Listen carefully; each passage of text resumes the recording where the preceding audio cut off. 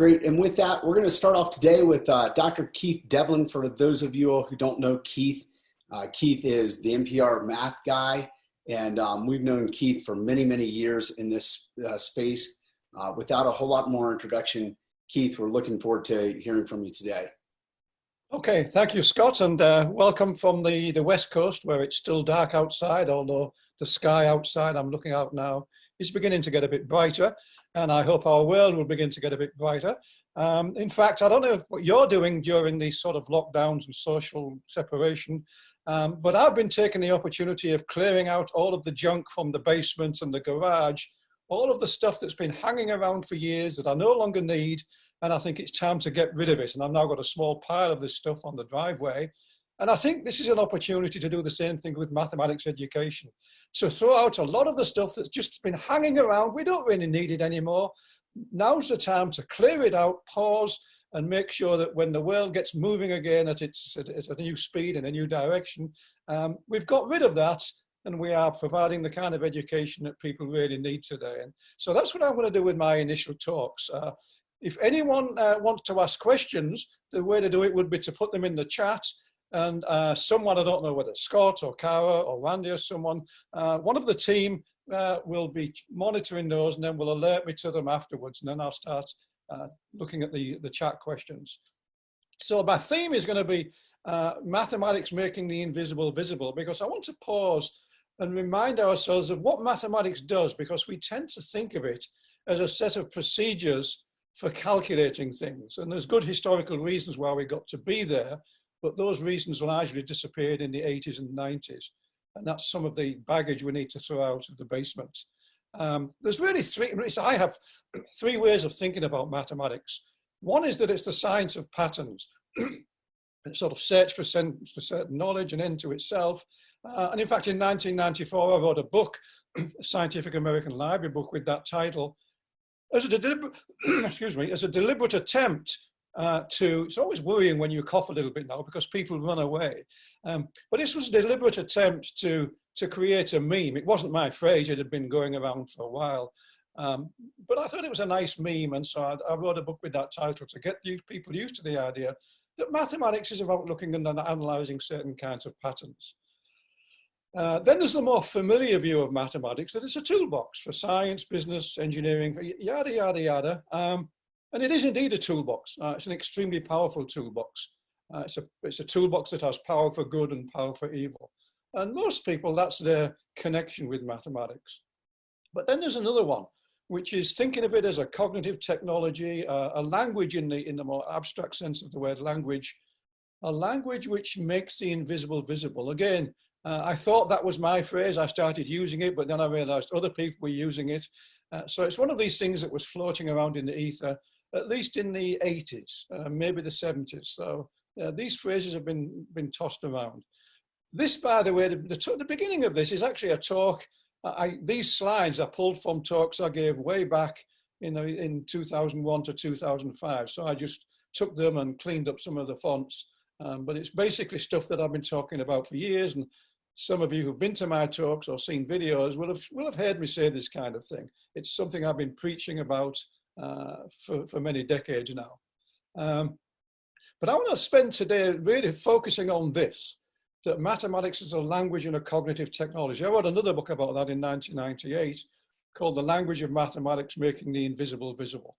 I'm a books guy. I write a lot of books because I just like to think in large sort of chunks of stuff. And all the books I've written are basically written for myself as a 14-year-old schoolboy, because they're the kind of books that I did read at that age and that inspired me. And so I've been trying to do the same thing with these books. So that's my intended audience is me at 14 years of age. Okay. So this is using mathematics to make the invisible visible, which is another way of saying you're uncovering hidden structural patterns. And so that's as I say, that's really what I want to be talking about. It's not unfamiliar to us to have tech. By the way, I'm using that word technology deliberately because it's something that you can use, and you can use it without knowing how it works. You just need to know the rules of how to use it. And so in that sense, for most people, mathematics is a technology. If you know how to use it and you can use it well, you don't need to go beneath the hood and see how it works in detail. And there are many technologies that make the invisible visible. The X-ray is an obvious one. It was actually, when it came along, it revolutionized life because people got used to this idea that things inside themselves that had hitherto been visible because they were inside our bodies became visible. But that's not the only one. There are many more technologies that make the invisible visible. These are some of the more obvious ones.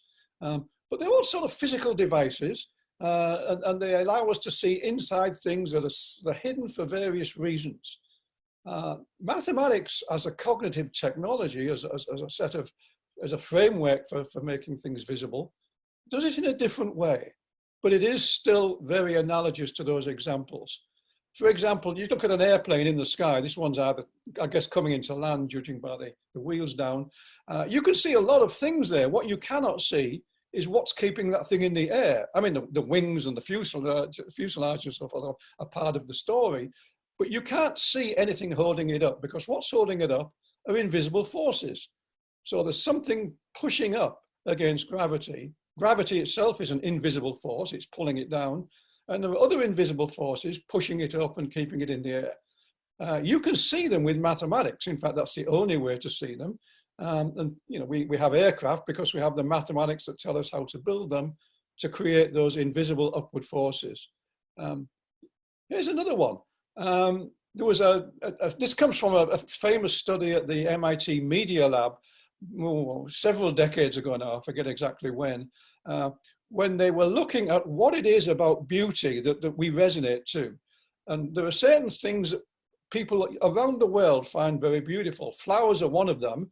And it turns out amongst human faces, Denzel Washington is regarded as having one of the most beautiful faces. People resonate when showed images of different movie stars as to who they rank on an attractiveness scale. And it turned out that Denzel Washington came out almost uniquely above everybody else. And so the Media Lab did a study of the mathematics of the faces. And what they discovered was that Denzel Washington has a much higher degree of left-right symmetry than almost any other person around. And so what we are resonating to, amongst other things, when we rank Denzel Washington as more attractive than other people, is left-right symmetry. And in the case of a flower, it's not just left-right symmetry, it's symmetry about any radius. So part of what constitutes beauty, which is sort of built into our perceptive system, is in fact a resonance with symmetry. Mathematics provides the tools to not only analyze the symmetry, to analyze the photographs, but it provides a branch called group theory, which in a sense is the abstract study of symmetries in general. And it was group theory as a theory of symmetry that ended up forming the basis of most of our modern theories of physics.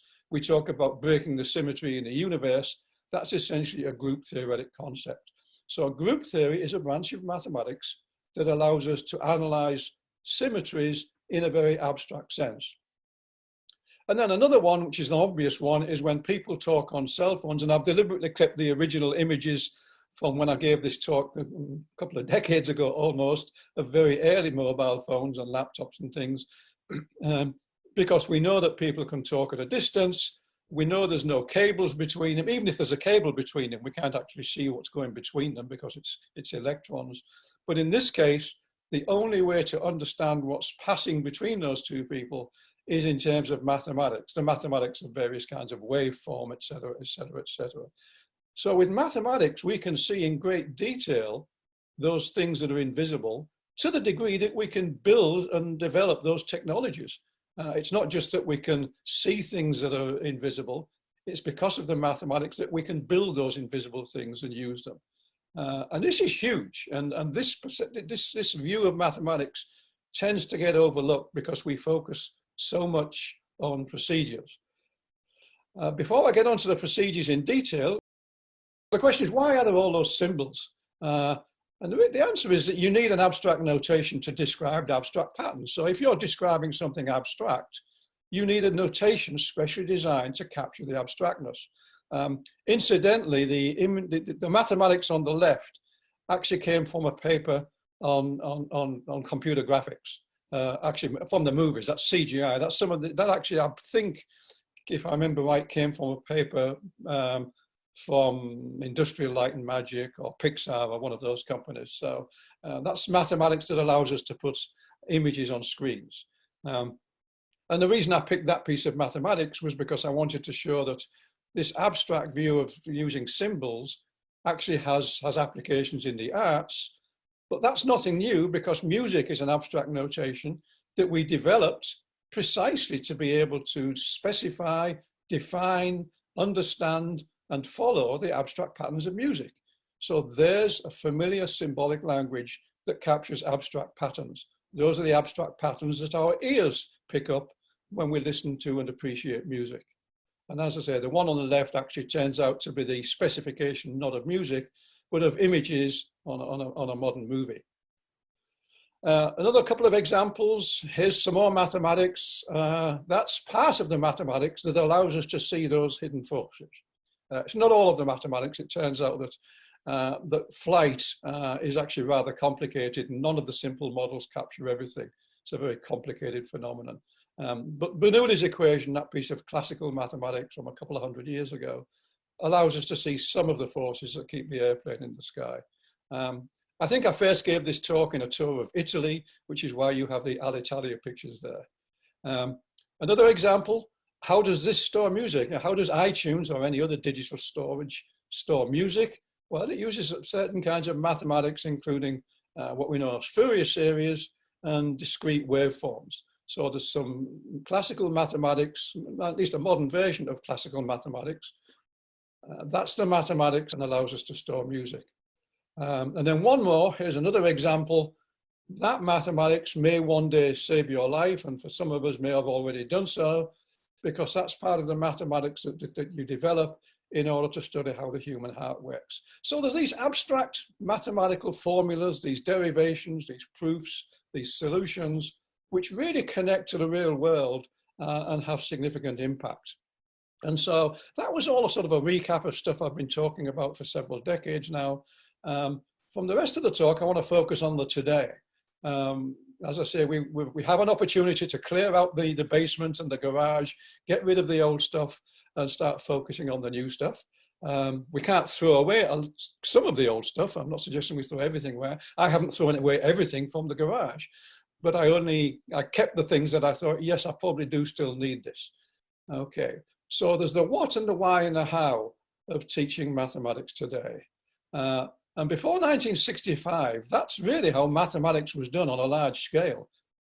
We had computers, we had an internet, we had a network of computers, but it was a human network. There were large buildings full of men and women. Actually, I think it tended to be dominated more by women than men in that particular domain.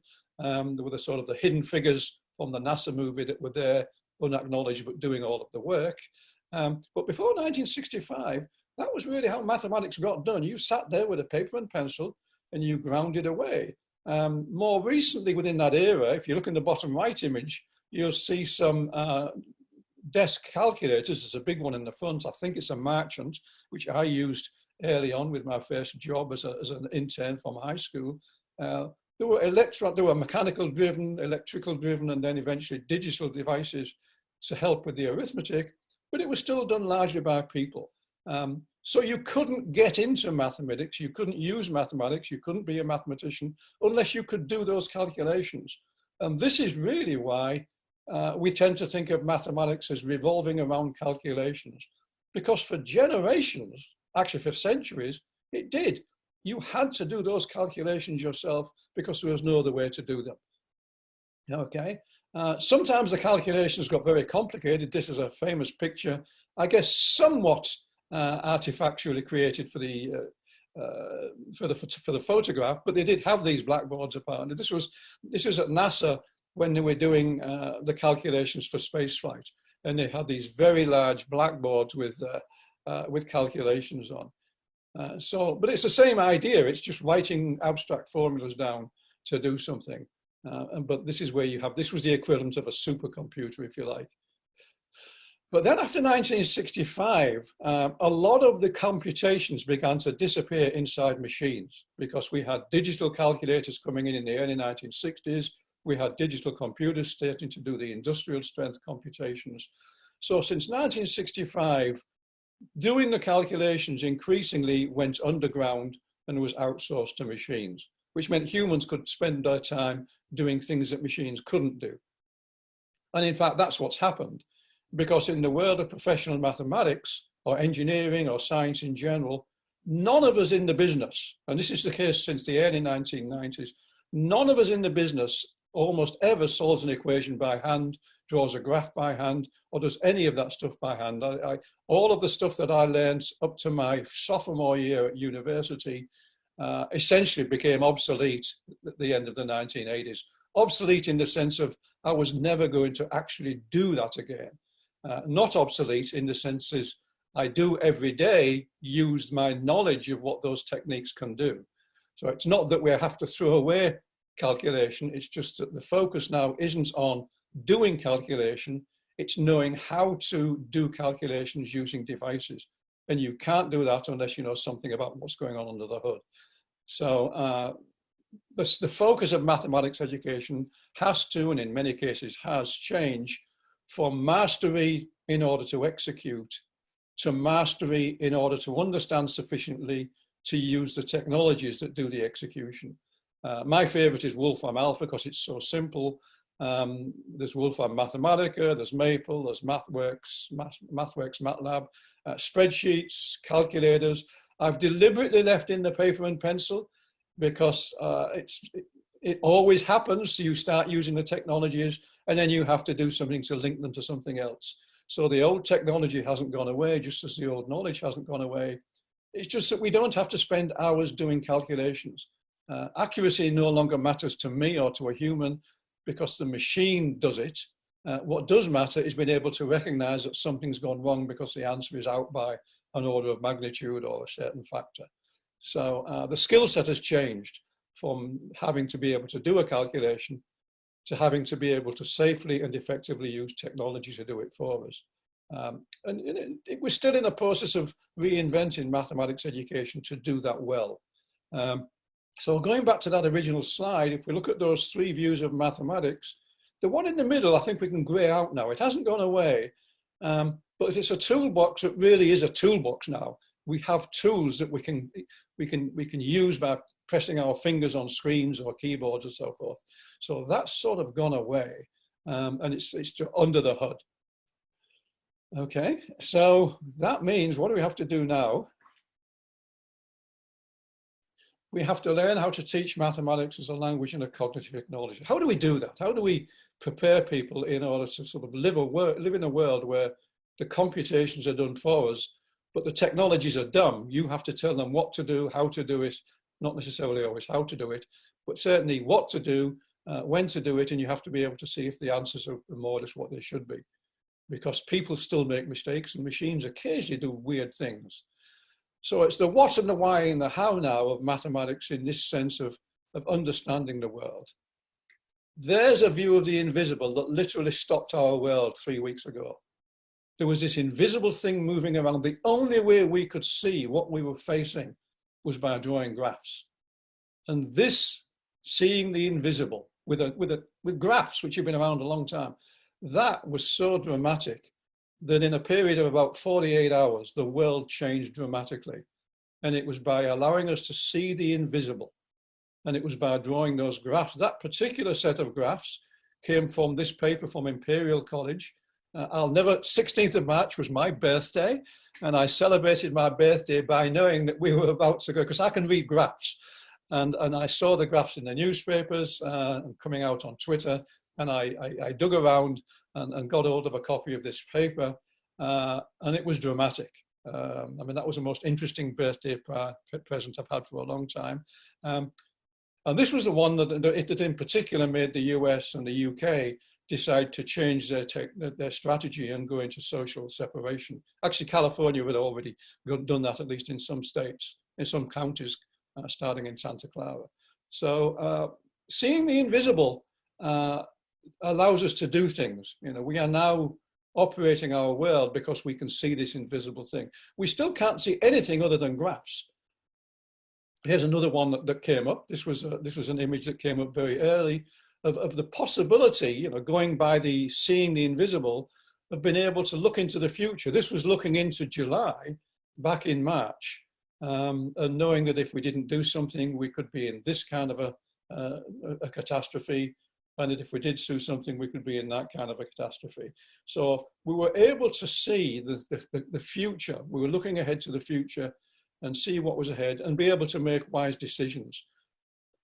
And let me make an observation about that. This is actually not about providing answers. There was an awful lot of sort of debate in the news media about whether the answers are right. This wasn't about right or wrong answers. We didn't have the data to plug in accurate numbers into those graphs. We didn't have anything other than knowledge about exponential growth and some knowledge of epidemiology and been able to look at sort of rates of transmission and so forth.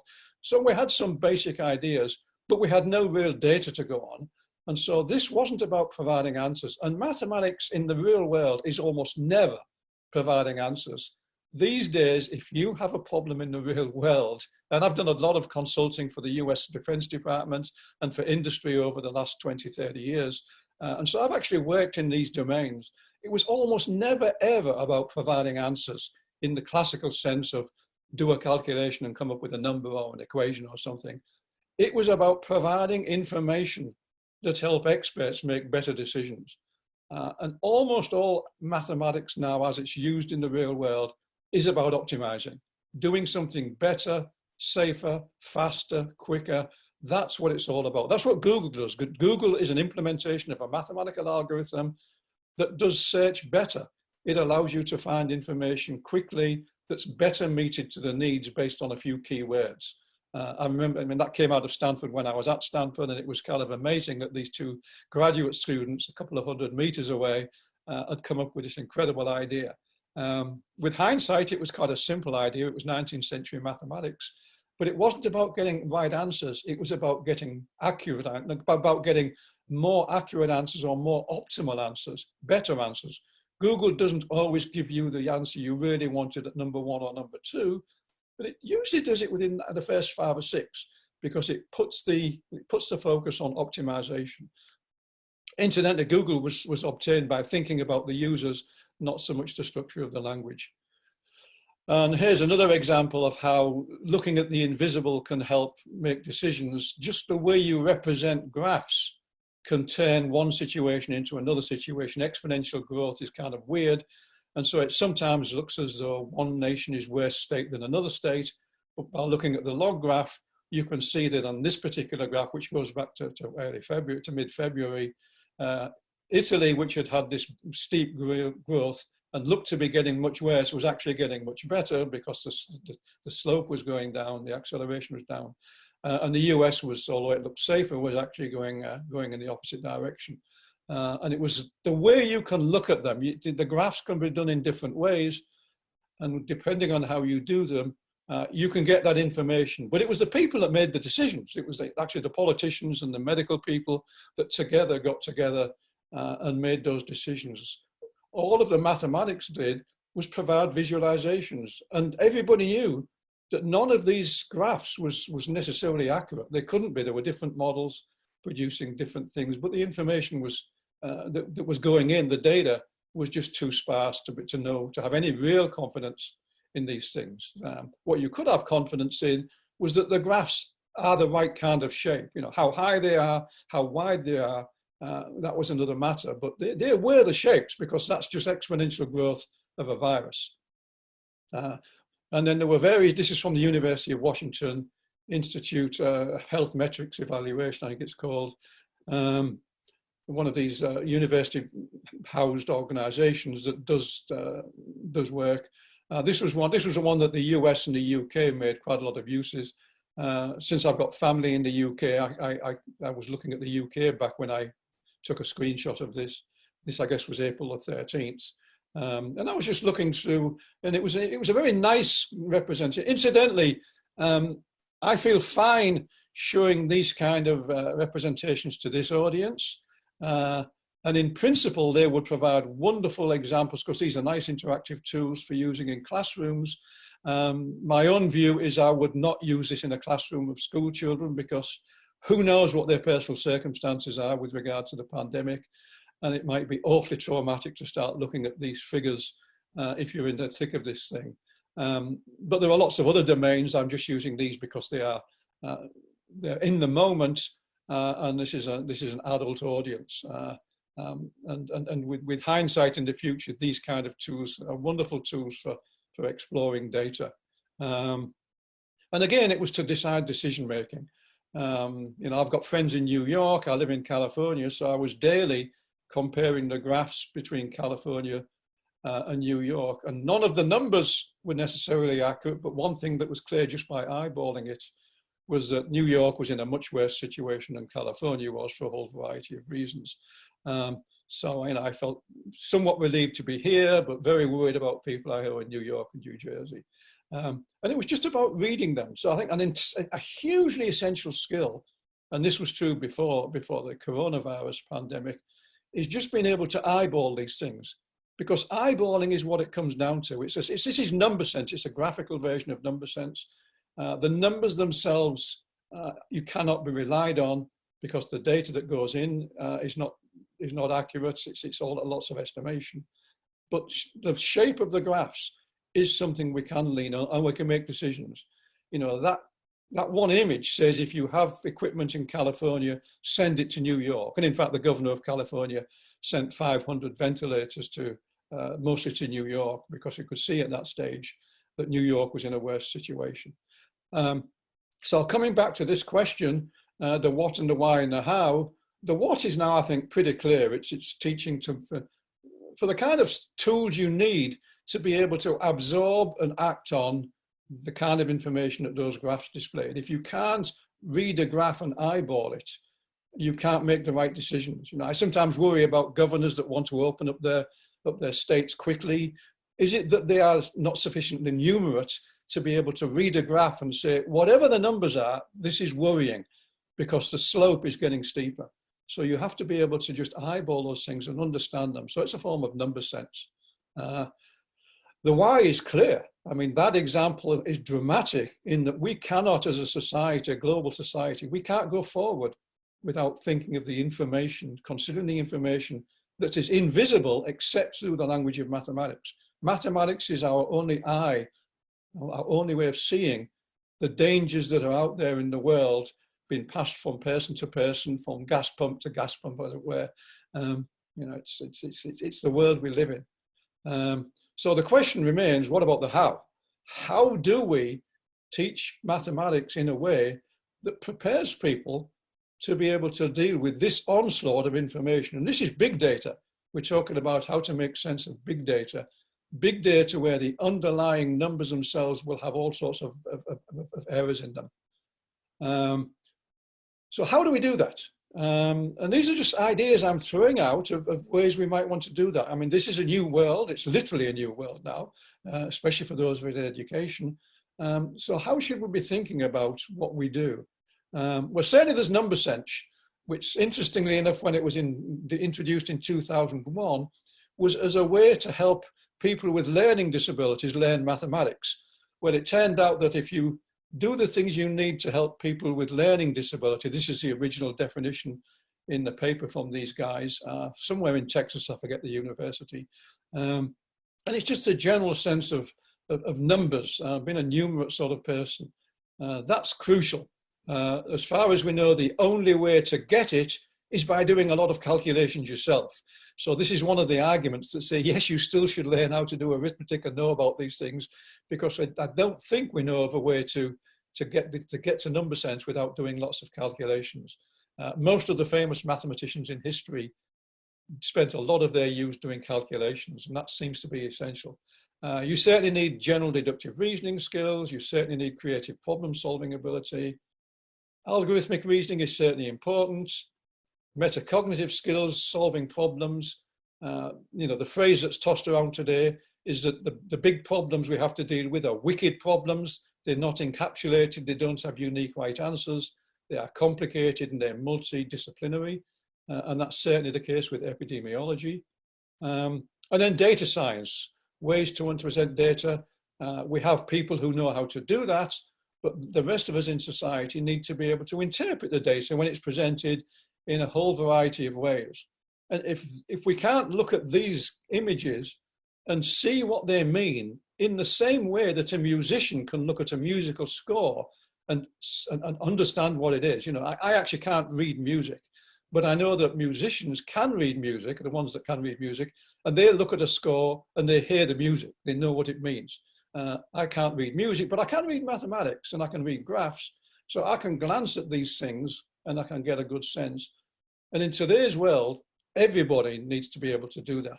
You know, there's an argument that says, I've done okay because I can't read music, but I don't think you could say you'll be okay in the world if you can't read these kind of abstract symbols. So it's not doing the calculations so much as understanding what they mean and what they give us. And there's a degree to which you have to do some hand grafting mathematics to get to that stage. And there's other things. So those are the hows of what we need to sort of do. That I think is important, especially in today's world, to keep uppermost in our minds when we're teaching that this is the goal. This is absolutely the goal we're going for. Focus on the thinking and not the computation.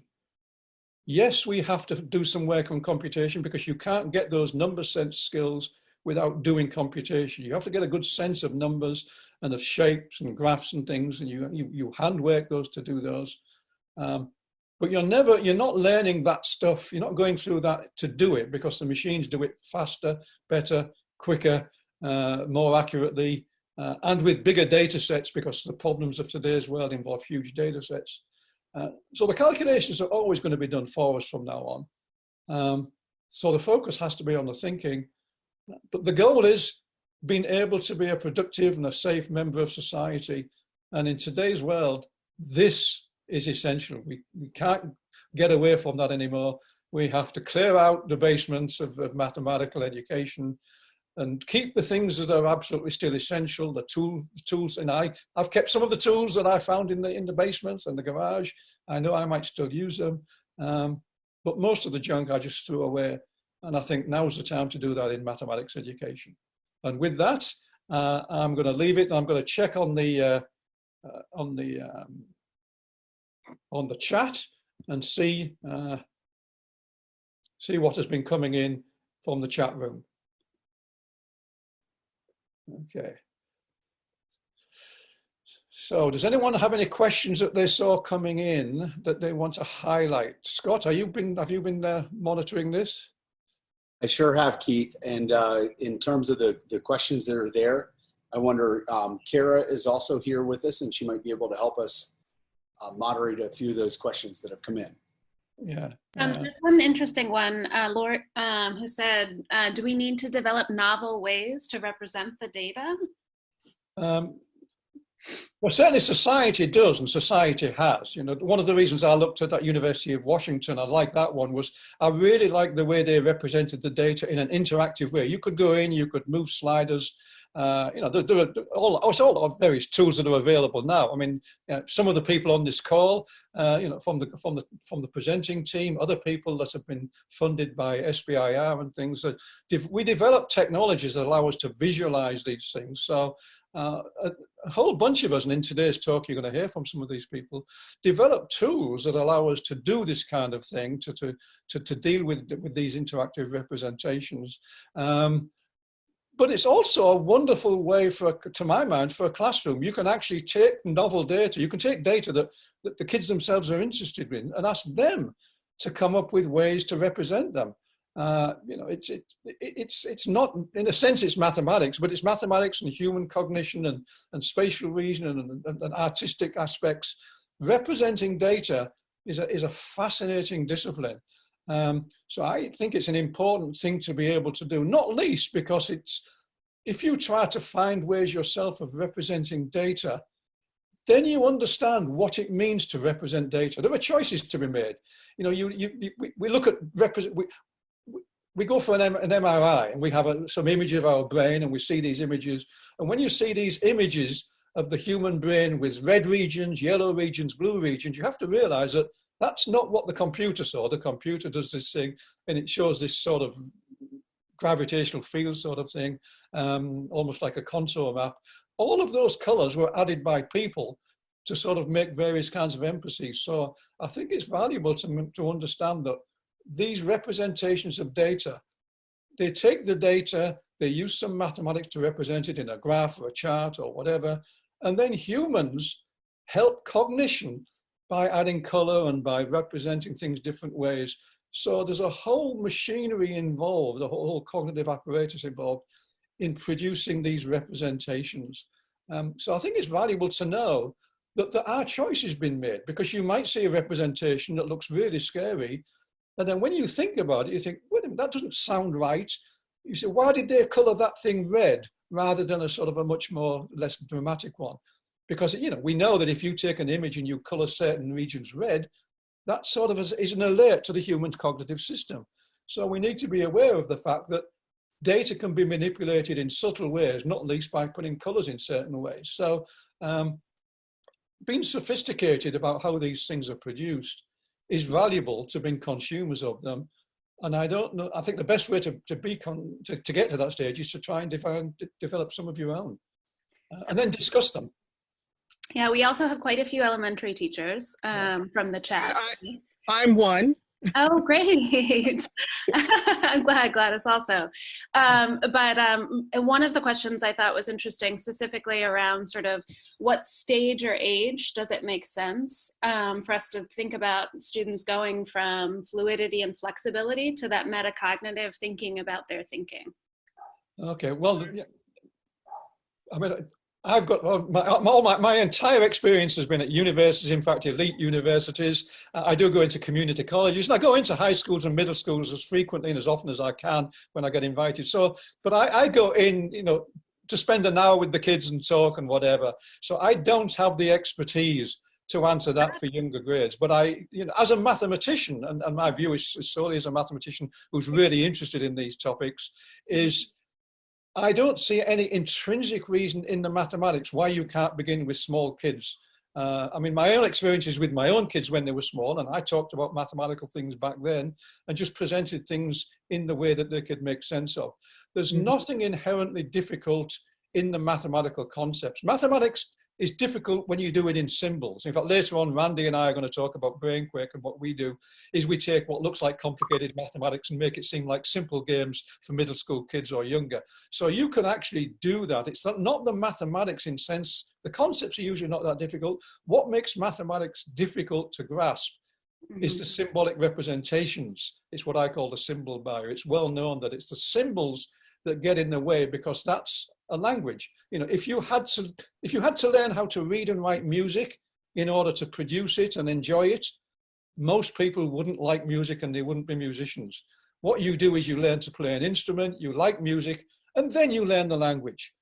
With modern tools, you can actually present mathematical concepts at a very early age, and later on, the ones that are nerdy and want to go into STEM, they can learn the language. But we have technologies now that allow us to separate the concepts from the language. Let's use them to introduce the concepts. Graphs, visual graphs. Small children can understand those. Pie graphs, make it look like a pizza. Everyone knows how to divide a pizza. Well, that's already a mathematical concept. Yeah. Gladys, did you want to add in on that front about sort of the metacognitive piece? Yes. So, you know, we do like this when we connect to an idea in my classroom. So this year I'm teaching 5th grade math and science, and Dr. Devlin, I so appreciate what you're saying about providing those graphs to kind of stimulate the question. And so instead of us opening up with the concept, let's open up with the visual and see what language they can develop from looking at that visual. What do they get before we give it to them? Let's let them, you know, start their own thinking patterns and making connections. And a lot of times, particularly I'm in my 5th grade classroom, the kids are making connections. And I'm like, oh, I didn't see that.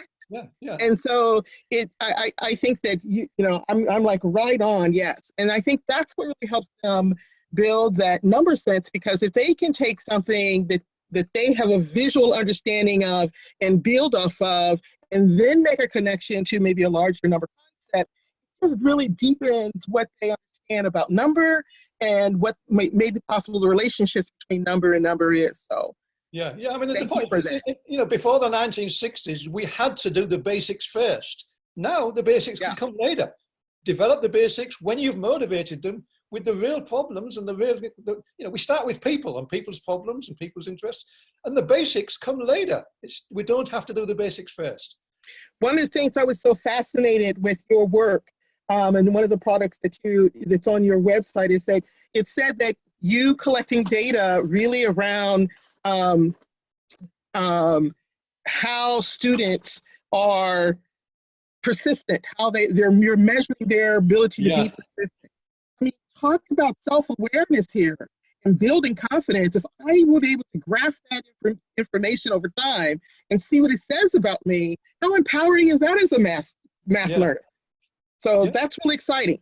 Yeah. No, we are learning now how to use these technologies in more productive ways. Initially we grabbed the low-hanging fruit off the trees and we did things, but now we're beginning to think, and this whole conference is from the Department of Ed, the Department of Ed's unit that actually helps people develop technologies to do the sophisticated things to help education. We're just getting started on that, but boy, it's exciting to see the way these things are going.